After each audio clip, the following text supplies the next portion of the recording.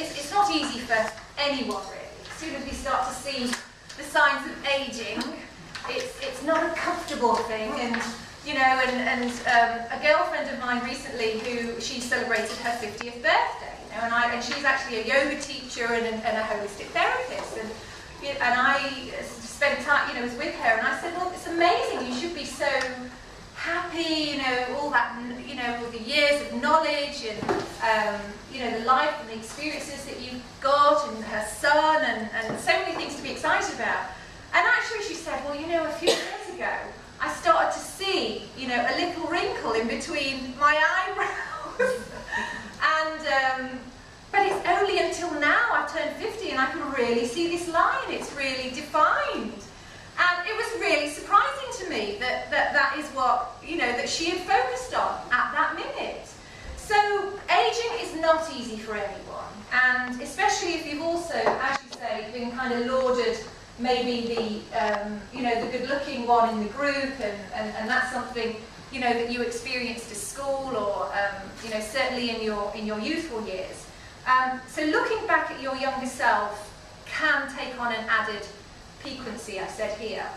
So I know with myself, so I grew up in Nottingham, and the school I went to was predominantly English. My roots are Indian, so there's the link with Ayurveda as well, in Ayurveda being an old Indian health system.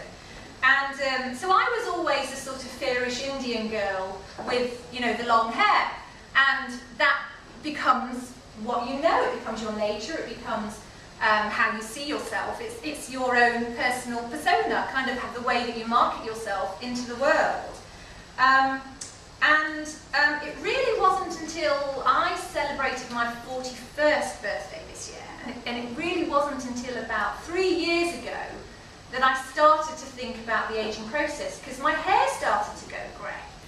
And I started to see all these little grey hairs, and all of us, and I thought, I can't believe that, because my mother didn't see one grey hair until she was in her 60s.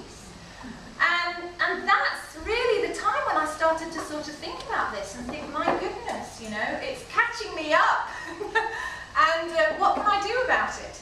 So I started to put more effort into thinking about that, and from a natural perspective, because you know, we're sold so many different, you know, ideas about keeping back the years now. Now I live in London, and I tell you what, there's so many different things that you can do if you want to, and you're prepared to go down the more clinical synthetic route.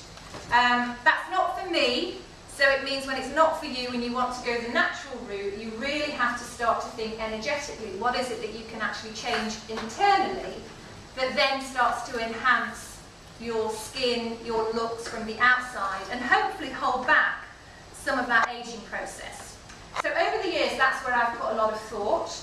And so as I look at my younger self, I started to realise it catches up with all of us. There is a point when you're going to put more effort into this and start to think about it. And whether it's your skin, your hair, your nails, or your teeth, the aging process starts to raise its ugly head in some way or other.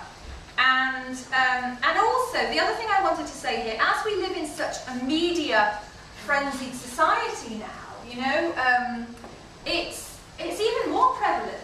My mother and her, you know, and her friends and colleagues just say now it's so, the way that you look is so important. Everything's about presentation. So as therapists, we are always presenting. We're always either with a client, or we might be running a workshop ourselves, but you're kind of on show.